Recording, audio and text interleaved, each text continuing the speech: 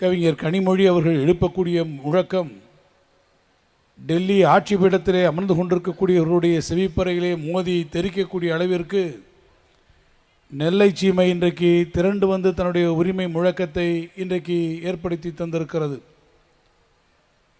இந்திய திருநாட்டிற்கு ஜனநாயகம் எப்போதெல்லாம் ஆபத்துக்கு உள்ளாக்கப்படுகிறதோ, எப்போதெல்லாம் மாநில உரிமைகள் முடக்கப்பட்டு நம்முடைய குரல் விலை நெரிக்கப்படுகிறதோ, அப்போதெல்லாம் இந்தியாவினுடைய தென்கோடி முனையிலிருந்து மாநில உரிமைகளை பாதுகாக்க, ஜனநாயகத்தை பாதுகாக்க ஒரு குரல் எழும்பும். அந்த குரல் பேரறிஞர் அண்ணாவின் குரலாக இருந்தது. நெருக்கடி நிலை அறிமுகப்படுத்தப்பட்ட போது இந்தியாவின் ஜனநாயகத்தை காப்பதற்காக ஆட்சியை இழக்கக்கூடிய ஒரு குரல் தென் தமிழகத்திலே இருந்து உருவானது. தமிழ்நாட்டினுடைய அந்த குரலுக்கு சொந்தக்காரர் முத்தமிழறிஞர் டாக்டர் கலைஞர் என்பதை நாம் மறந்துவிடக்கூடாது. விசா கொடுமைகளை அனுபவித்தோம், நெருக்கடி நிலையை சந்தித்தோம், ஆட்சி பொறுப்பை இழந்தோம். ஆனால் கொள்கையை நாம் இழக்காமல் நின்றோம். திராவிட முன்னேற்றக் கழகம் மீண்டும் மீண்டும் ஆட்சி பொறுப்பிற்கு வந்தது. தலைவர் கலைஞர் 5 முறை ஆட்சி பொறுப்பில் இருந்தார் என்று சொன்னால், கொள்கையை விட்டு கொடுக்காமல், கொள்கை என்பது நாம் இடுப்பிலே கட்டி இருக்கக்கூடிய வேட்டிக்கு சமானம் என்கின்ற உணர்விலே நாம் இருக்கக்கூடிய காரணத்தினால்தான் இன்றைக்கும் திராவிட முன்னேற்றக் கழகம் ஆட்சி பொறுப்பில் இருந்தாலும் இல்லாவிட்டாலும் ஒரு வீறு கொண்ட இயக்கமாக இருக்கிறது. அதே போல ஒரு நெருக்கடியை இன்றைக்கு மீண்டும் நம்முடைய இந்தியா சந்திக்கிறது. ஒரே நாடு, ஒரே மதம், ஒரே உடை, ஒரே உணவு, ஒரே தேர்தல், ஒரே அதிபர் என்று ஒரு பன்முகத்தன்மை இருக்கக்கூடிய இந்த நாட்டில் ஒற்றை தலைமையை நோக்கி இந்த நாட்டை அழைத்து செல்லக்கூடிய ஒரு மாபெரும் சதித்திட்டம் இன்றைக்கு அரங்கேறி கொண்டிருக்கிறது. 2 நாட்கள் நடைபெற்றிருக்கக்கூடிய சட்டப்பேரவை கூட்டத்தொடரில் மிக முக்கியமாக நம்முடைய மாண்புமிகு முதலமைச்சர் அண்ணன் தளபதி அவர்கள் ஒரு முக்கியமான தீர்மானத்தை கொண்டு வந்தார். ஒரே நாடு ஒரே தேர்தல் என்று சொன்னால் அதை எதிர்க்கக்கூடிய மாநிலங்களிலே முதன்மை மாநிலமாக இருக்கக்கூடியது தமிழ்நாடாகத்தான் இருக்கும் என்கின்ற தீர்மானத்தை நாம் முன்மொழிந்திருக்கிறோம். காரணம் என்ன? இந்தியா என்பது ஒரு பன்முகத்தன்மை வாய்ந்திருக்கக்கூடிய நாடு.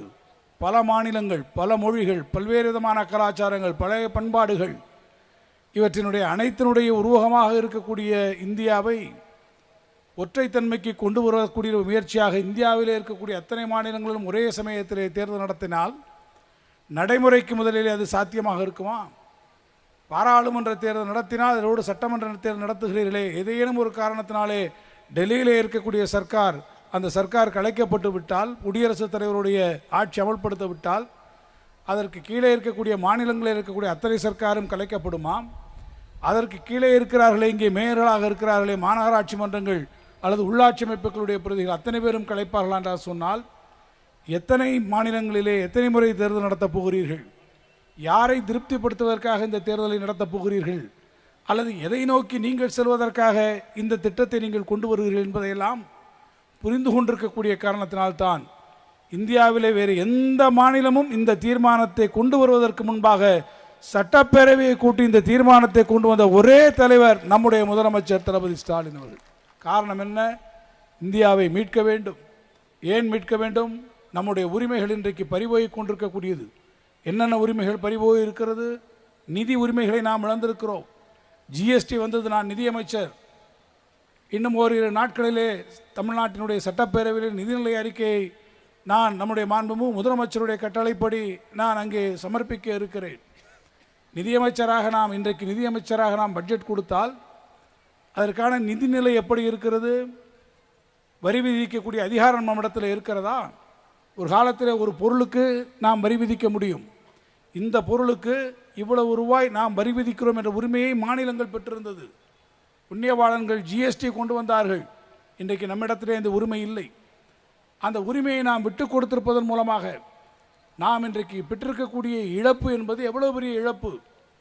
அதற்கு இன்றைக்கு நமக்கு கொடுக்கக்கூடிய இழப்பீட்டை கூட கடந்த வருடத்தோடு 2022 ஜூன் மாதத்தோடு நிறுத்திவிட்ட காரணத்தால் இந்த ஒரே ஒரு அம்சத்திலே மட்டும் தமிழ்நாடு எவ்வளவு பெரிய நிதி இழப்பை சுமந்திருக்கிறது என்று சொன்னால் 20,000 கோடி ரூபாய் நாம் இன்றைக்கு நிதி இழப்பினை ஜிஎஸ்டியிலே இழந்திருக்கிறோம். அதன் மூலமாக நமக்கு இந்த ஒரே ஒரு விஷயத்திலே மட்டும் நாம் இழந்திருக்கிறோம்.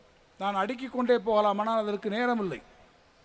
நிதியிலே நாம் இழந்திருக்கிறோம். மாநிலத்தினுடைய மொழியை இழக்கிறோம். எங்கெல்லாம் தமிழ் இருக்கிறதோ அங்கெல்லாம் இந்தி வந்து இருக்கிறது. எங்கெல்லாம் நம்முடைய பிள்ளைகள் படிக்கப் போகிறார்களோ அங்கேயெல்லாம் நீட் தேர்வு வருகிறது. எங்கே நம்ம பிள்ளைகள் படிக்கக்கூடிய பாடப்புத்தகங்கள் இருக்கிறதோ அங்கே தேசிய கல்விக் கொள்கை வருகிறது என்று ஒவ்வொரு இடங்களிலும் நம்மை நெருக்கடிக்கு உள்ளாக்குகிற போது, இந்த நெருக்கடியிலிருந்து இந்த நாட்டு மக்களை மீட்டெழக்கூடிய ஒரே தலைவர், ஒரே உரிமை குரல் எழுப்பக்கூடிய தலைவர் நம்முடைய முதலமைச்சர் தளபதி மு.க. ஸ்டாலின் அவர்களாக இருக்கக்கூடிய காரணத்தால் இன்றைக்கு இந்த கூட்டம் நடைபெறுகிறது. ஏதோ கூடினோம் கலைந்தோம் என்பதற்காக அல்ல. இன்றைக்கு எழுப்பக்கூடிய இந்த முழக்கங்கள் நமக்கான தேவையை நாம் பெற்றுத்தர வேண்டிய முழக்கங்கள். நான் நெல்லையிலே இருந்து சொல்ல கடமைப்பட்டிருக்கிறேன். இந்த தொகுதியின் இந்த பகுதியினுடைய இந்த மாவட்டத்தினுடைய பொறுப்பு அமைச்சர். வரலாறு காணாத வெள்ளத்திலே நெல்லை மூழ்குகிறது, தூத்துக்குடி மூழ்கியது.